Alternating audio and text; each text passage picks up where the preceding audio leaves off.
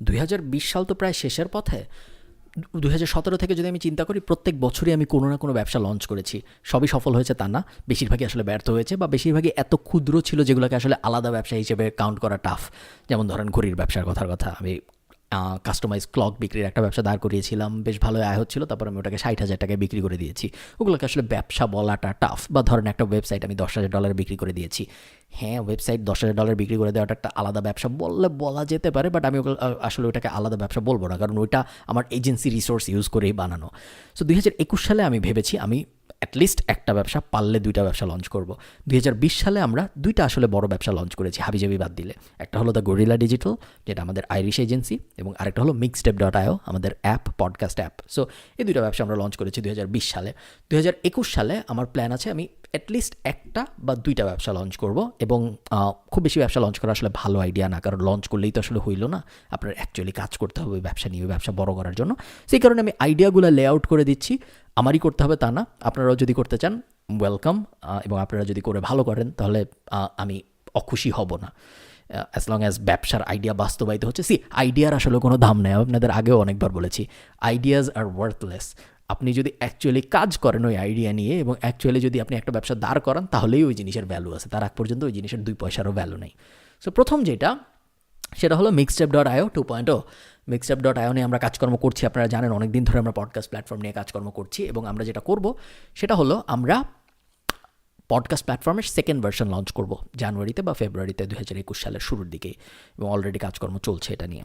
যেটা হবে সেটা হলো এই মুহূর্তে আমাদের অ্যাপ যারা ডাউনলোড করে তারা কি করে, তারা পডকাস্ট শুনতে পারে, এবং কেউ যদি পডকাস্ট পাবলিশ করতে চায়, সে যদি mixtape.io-তে যায়, সে দেখতে পারবে ওখানে পাবলিশ পডকাস্ট নামে একটা অপশন আছে, সে নিজের পডকাস্ট পাবলিশ করতে পারে পুরো পৃথিবী শোনার জন্য।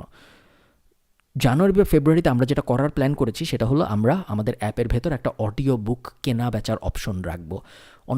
অন্য কোনো ব্যবসায়ী আপনাকে এইভাবে ওপেনলি ব্যবসা শুরু করার আগে বলবে না কী করবে, কারণ সবাই ভাবে কপি হয়ে যাবে। বাট আমি ওই ধরনের চিন্তাভাবনা করি না। ইভেনচুয়ালি এক আইডিয়ার হাজার হাজার ব্যবসা থাকে, কে আসলে এক্সিকিউট করতে পারে ওটার উপর ডিপেন্ড করে কে সফল হয়। তো mixtape.io-র যেই প্ল্যান আমরা করেছি সেটা হলো মানুষ অডিও বুক কিনবে। বাংলাদেশে এখন অডিও বুক কেনার কোনো প্ল্যাটফর্ম নেই, বাংলাদেশে পডকাস্টেরও ভালো কোনো প্ল্যাটফর্ম ছিল না। সো আমরা পডকাস্টের প্ল্যাটফর্ম হিসেবে মিক্সটেপ লঞ্চ করেছি। মানুষ অডিও বুক কিনবে, আমরা পাবলিশারদের সাথে ডিলে যাব। সো আমরা অন্য প্রকাশ বা ভূমি প্রকাশ এদেরকে যে বলবো যে আপনাদের বইয়ের অডিও বুক আমাদের দেন, আমরা বিক্রি করব। সো তারা যদি তাদের অডিও বুক আমাদের দেয় বিক্রি করার জন্য, আমরা তখন ওই অডিও বুককে মিক্সটেপে নিয়ে আসবো। আপনারা তখন অডিও বুক কিনতে পারবেন। আপনারা যদি একটা ফিজিক্যাল কপি, একটা অ্যাকচুয়াল বই যদি 120 টাকা দিয়ে কিনতেন, আপনারা অডিও বুক 30-40 টাকায় কিনতে পারবেন। তার কারণ ফিজিক্যাল বই ছাপাইতে টাকা লাগে, কাগজের দাম আছে। অডিও বুক তো ছাপানোর কিছু নেই, তাই না? মেগাবাইটের দাম অত দাম না। সো আমরা আরও কম খরচে অডিও বুক দিতে পারবো মানুষকে, এবং আমরা আশা করছি বাংলাদেশের মানুষকে আমরা অডিও বুক ইন্ট্রোডিউস করার মাধ্যমে আরও বই পড়ানোর দিকে নিয়ে আসতে পারবো। আমি জানি এটা নতুন ব্যবসা না, তার কারণ এটা আমরা অলরেডি 2020 সালে এটা নিয়ে কাজকর্ম করা শুরু করে দিয়েছিলাম, বাট 2021 সালে আমরা 2.0 লঞ্চ করছি, যেটা একটা নতুন ব্যবসা। সো এই জন্য এটাকে আমি নতুন ব্যবসা হিসেবে কাউন্ট করছি। আমি বাকি যেগুলো বলবো এগুলো সবই প্ল্যান, এবং এগুলোর যে কোনোটা আপনারা feel free to copy. Second যে প্ল্যান সেটা হলো আমরা একটা performance based marketing agency launch করতে চাই, যেটা ক্লায়েন্টদের কাছ থেকে কোনো টাকা নিবে না, যেটা ক্লায়েন্টদের কাছ থেকে শুধুমাত্র ডিলে যাবে, যে আমি তোমার মার্কেটিং করে দিব, তোমার যখন বিক্রি হবে তখন আমি পার্সেন্টেজ নিব, তার আগ পর্যন্ত আমি কোনো টাকা নিব না। সো আমরা এখন আমাদের এজেন্সি স্ট্রাকচার কীরকম, আমরা প্রত্যেক মাসে একটা নির্দিষ্ট অঙ্কের টাকা নেই ক্লায়েন্টদের কাছ থেকে, তাই না? এবং তাদের আমরা এসইও সার্ভিস দেই, মার্কেটিং সার্ভিস দেই, এই সার্ভিস ওই সার্ভিস ইত্যাদি দেই। এই পারফরমেন্স বেসড মার্কেটিং এজেন্সির প্ল্যান যেটা হবে সেটা হলো আমরা একটা কমার্স কোম্পানির কাছে যাব, যে বলবো তোমার যতগুলো সেল আমি এনে দিতে পারবো, প্রত্যেকটা সেলের 5% আমি নিব, বা প্রত্যেকটা সেলের 3.5% আমি নিব, বা 6% আমি নিব, এই ধরনের কথা। সে যদি রাজি হয়, তাকে আমরা আমাদের এজেন্সিতে ইন্টিগ্রেট করব, এবং তারপরে তার মার্কেটিং আমরা কীভাবে করবো এটা আমাদের ইচ্ছা। যদি সেল না হয় সে আমাদের টাকা দিবে না, যদি সেল হয় সে টাকা দিবে। সো এটা একটা উইন উইন সিচুয়েশন, এবং এটা সবাই করতে পারবে না, শুধু যেসব এজেন্সির নিজেদের উপর কনফিডেন্স আছে প্লাস নিজেদের আপফ্রন্ট খরচ করার মানসিকতা আছে, তারাই করতে পারবে। এবং আমার ধারণা আমরা এটা করতে পারবো, যদি করতে পারি তাহলে বেশ ভালো হবে, আমাদের জন্য ভালো হবে, অনেক ছোট ছোট ব্যবসার জন্য ভালো হবে, কারণ অনেক ছোট ছোট ব্যবসা হয়তো টাকা দিয়ে বড় এজেন্সি হায়ার করতে পারে না। এবং এটা আমরা বাংলাদেশ ফোকাসড প্ল্যান করছি। আমাদের এই এজেন্সিটার যেহেতু আমাদের বাংলাদেশে এই মুহূর্তে কোনো অ্যাক্টিভিটি নাই, আমরা চাচ্ছি বাংলাদেশে আমরা যখন আমাদের এজেন্সির কাজকর্ম শুরু করব, আমরা একটা পারফরমেন্স বেসড মার্কেটিং এজেন্সি দিয়েই শুরু করি, যেন বাংলাদেশের স্মল বিজনেস যারা, তাদেরকে টাকা খরচ করতে না হয় শুরুতে। টাকা খরচ শুরুতে করতে না হয় যদি পার্সেন্টেজ দিলেই কাজ হয়ে যায়, তাদের জন্য ভালো, আমাদের জন্য ইজি কাস্টমার পাওয়া। কারণ কোনো একটা কাস্টমারকে যে যখন আমি বলবো আমাকে 10,000 টাকা দাও, তারপর আমি তোমার মার্কেটিং শুরু করব, এটা বলার থেকে আমি যদি কাস্টমারকে বলি তোমার যখন বিক্রি হবে 2% বা 3.5% বা 5% আমাকে দিও, কি মনে হয় আপনার কোনটায় কাস্টমার পাওয়া সহজ? সেকেন্ডটায়, তাই না? So performance based marketing agency আমার অনেকগুলো প্ল্যানের একটা 2021 সালের জন্য। বাই দ্য ওয়ে, প্রত্যেকটা প্ল্যান আমি বলছি, এই প্ল্যানগুলো নিয়ে আপনারা আমাকে নিচে জানাবেন কোন প্ল্যানটা ভালো। আপনারা 2020 সালের শুরুতেও আমাকে জানিয়েছিলেন, আমরা 2020 সালের শুরুতে এই সেম টাইপ একটা ভিডিও করেছিলাম যে যেই ব্যবসাগুলো 2020 সালে করার কথা আমি ভাবছি বা করলে ভালো হয়, আইডিয়া জেনারেশন টাইপ।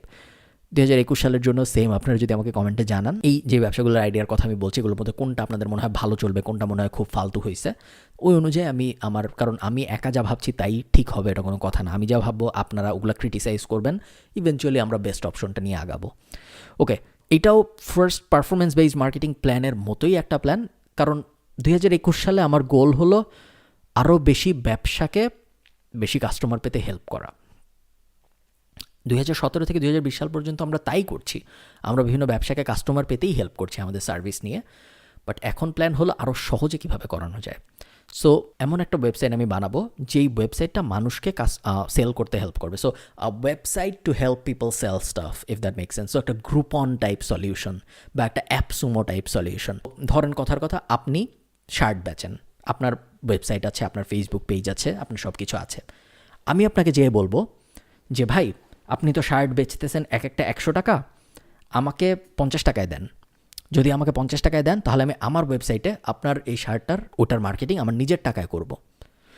যখন ওটা মানুষ 50 টাকায় কিনবে, তখন 50 টাকার মধ্যে 35 টাকা আপনার, 15 টাকা আমার, এরকম একটা ডিলে যাব আমি। এই নাম্বারগুলো হাইপোথেটিক্যাল, বাট এই ধরনের একটা স্ট্রাকচারে আমি যাব, যেটা গ্রুপনের স্ট্রাকচার বা যেটা অ্যাপসুমোর স্ট্রাকচার। বেসিক্যালি একটা ডিল টাইপ ওয়েবসাইট যেখানে মানুষ প্রত্যেক দিন এসে মজার মজার ডিসকাউন্টেড ডিল পাবে।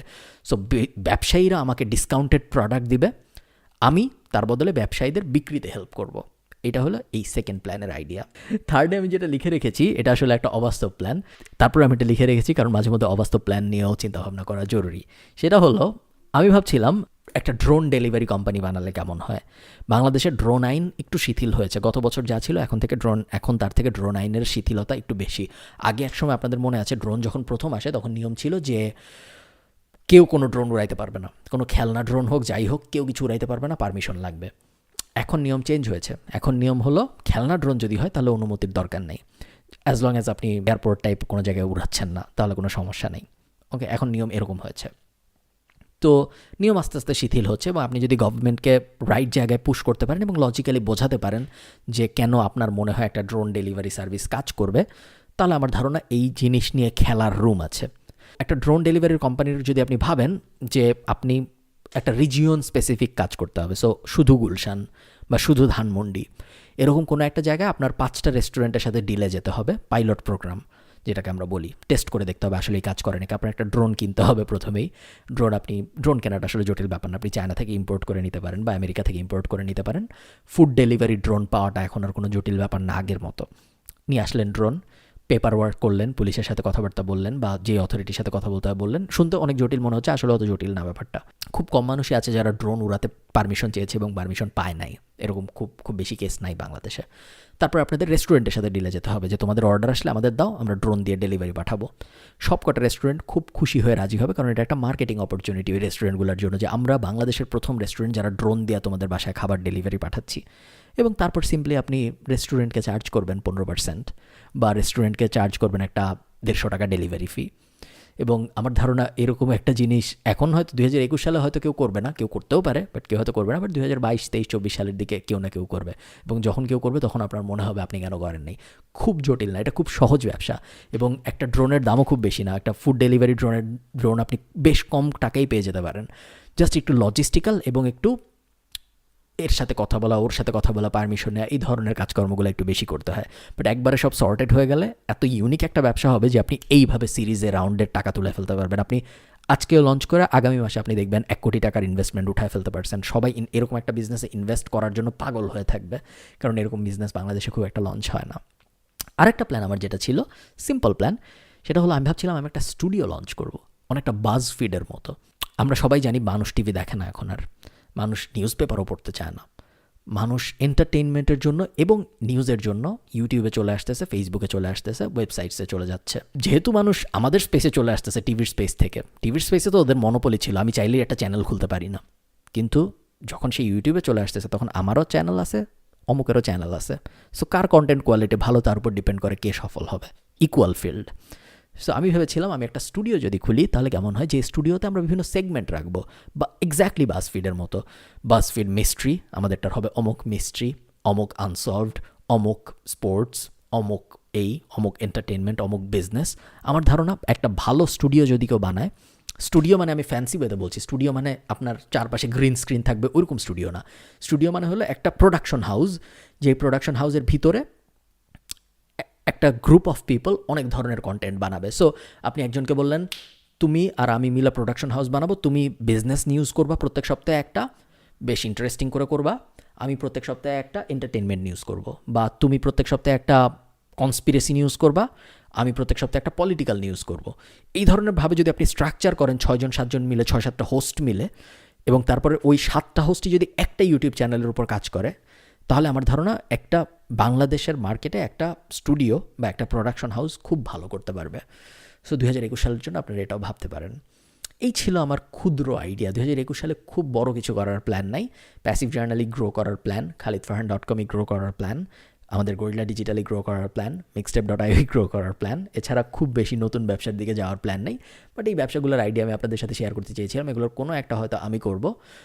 বাট আপনারা আমাকে কমেন্টে জানান এগুলোর মধ্যে আপনাদের মনে হয় কোনটা চলবে। সবকটাই Bangladesh specific. So performance base agency বলেন, group on type deal website বলেন, বা ড্রোন ডেলিভারি বলেন, বা স্টুডিও বলেন, যেটা বলতেছিলাম প্রোডাকশন হাউস, সবকটাই বাংলাদেশ স্পেসিফিক করে আমি ভেবেছি। বাট আমি আপনাদের কাছ থেকে জানতে আগ্রহী, আপনারা আমাকে কমেন্টে জানান যে কোনটা আপনাদের মনে হয় সবচেয়ে ইন্টারেস্টিং হবে, বা কোনটা আপনাদের মনে হয় আসলেই করা পসিবল, বা কোনটা আপনি করতে আগ্রহী। আমাকে অবশ্যই কমেন্টে জানাবেন। ভালো থাকবেন সবাই, সবার সাথে দেখা হবে পরের ভিডিওতে। টাটা।